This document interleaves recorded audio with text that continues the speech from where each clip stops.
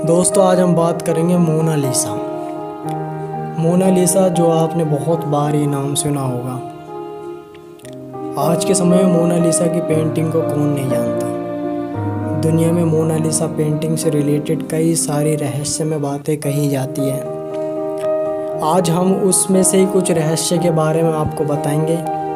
Mona Lisa की painting एक ऐसे मशहूर आर्टिस्ट लियोनार्दो विंची ने बनाई थी।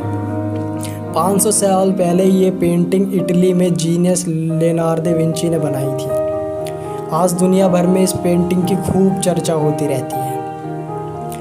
पर क्यों, आप यही वजह आज जानेंगे कि इस पेंटिंग की इतनी चर्चा क्यों होती है। आखिरकार ये पेंटिंग है, इस पेंटिंग की इतनी चर्चा क्यों। दरअसल बात यह है कि मोनालिसा पेंटिंग में लोग मोनालिसा की स्माइल को बहुत पसंद करते हैं। मोनालिसा की स्माइल काफ़ी ज़्यादा अट्रैक्टिव है और ये इसलिए है क्योंकि ये स्माइल अलग अलग एंगल से अलग अलग तरह की दिखाई देती है। जैसे पास जाएंगे तो स्माइल छुप जाती है, दूर से स्माइल दिखती है, थोड़ी और पास जाएंगे तो स्माइल थोड़ी हल्की हो जाती है। इस तरह की हरकतें इस पेंटिंग में देखने को मिलती हैं। अलग अलग तरह की स्माइल देखने की वजह से जिसको लोग बहुत ज़्यादा पसंद करते हैं। 23 जून 1852 लूस मार्पिरो ने पेरिस के एक होटल के फोर्थ मंजिला से कूदकर अपनी जान दे दी। उसने सुसाइड लेटर में क्या लिखा था? उसने लिखा कि मुझे मोनालिसा से प्यार हो गया है। मोनालिसा को बहुत ज़्यादा पसंद करता था, इतना ज़्यादा उस पेंटिंग को पसंद करता था या उस औरत को, आई डोंट नो, बट वो मोनालिसा को बहुत ज़्यादा वो प्यार करता था। उसने ऐसा सुसाइड लेटर में लिखा था। कुछ साल पहले एक डॉक्टर ने यह कहकर हैरानी में डाल दिया कि मोनालिसा की जो पेंटिंग है उसकी स्माइल इतनी मिस्टीरियस की वजह यह है कि उसके जो 2 दांत हैं ऊपर के वो टूटे हुए हैं। यही वजह है कि मोनालिसा की जो ऊपर के जो होंठ का हिस्सा है वो थोड़ा दबा हुआ है। ये किसी डॉक्टर ने कहा था। पर 2000 में हार्वर्ड के न्यूरो साइंटिस्ट डॉक्टर मार्गरेट ने बताया कि मोनालिसा की स्माइल बदलती नहीं है, बल्कि जो हमारा माइंडसेट है देखने का वो बदलता है।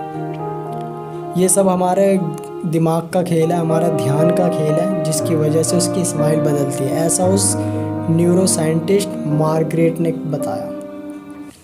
जिस चीज़ को आप जिस नज़रिए से देखोगे, फोकस करोगे, जिस चीज़ पर आपको वो चीज़ उसी तरह दिखाई देगी। ये उनका मार्गरेट का एक थ्योरी थी। लियोनार्दो विंची ने मोनालिसा को 1503 में बनाया था। 1503 में काम शुरू करा था पेंटिंग का और 1570 में ये पेंटिंग जाके तैयार हुई थी, जिसमें लियोनार्दो विंची को सबसे ज़्यादा टाइम मोनालिसा के होठों को बनाने में हुआ। सबसे ज़्यादा टाइम के कोई कहता है कि 17 साल, कोई कहता है 7 साल एक होठ को बनाने में। इस तरह की काफ़ी सारी बातें कही जाती है। कुछ लोगों का ये मानना है कि ये पेंटिंग जिसकी है उसका नाम है लीज़ा घेरार्दिनी, जो फ्लोरेंस की एक इटालियन औरत थी। लेकिन एक थ्योरी में ऐसा माना जाता है कि इस पेंटिंग में खुद लियोनार्दो विंची ने अपने आप को एक औरत के रूप में बनाया है। ये कहाँ तक सच है, इस बात की कोई पुष्टि नहीं है। ये सेकंड जो वर्ल्ड वार हुआ था, सेकंड वर्ल्ड वार के समय मोनालिसा की पेंटिंग को 6 बार अलग अलग जगह पे रखा गया ताकि जर्मनी के लोग इसे किसी तरह का कोई नुकसान ना पहुंचा पाएँ। काफ़ी कीमती पेंटिंग मानी जाती है अभी भी, इसीलिए इसको काफ़ी सुरक्षित रखा गया। मोनालिसा को पेंट करने के लिए लियोनार्दो विंची ने 30 से भी ज़्यादा लेयर का इस्तेमाल किया था, जो कि एक लेयर बाल से भी बारीक थी। इस तरह की 30 लेयरों का इस्तेमाल किया था। यह पेंटिंग किसी कागज़ पे नहीं बनाई गई, इसे एक लकड़ी के फ्रेम में तैयार किया गया था, क्योंकि उस वक्त छोटी पेंटिंग को लकड़ी के फ्रेम में ही तैयार करना अच्छा माना जाता था। फ्रांस के लॉ के मुताबिक इसे खरीदना और बेचना बिल्कुल मना है, क्योंकि ये एक जनता की संपत्ति है, ऐसा माना जाता है। मोनालिसा की पेंटिंग का साइज़ 30 बाई 21 इंच है और इसका वेट 8 kg है। 30 बाई 21 इंच का है और इसका वेट 8 किलो है। मोनालिसा के पेंटिंग में आपको आईब्रो और आँखों पे पीपनी पर किसी भी तरह का कोई बाल नहीं दिखेगा।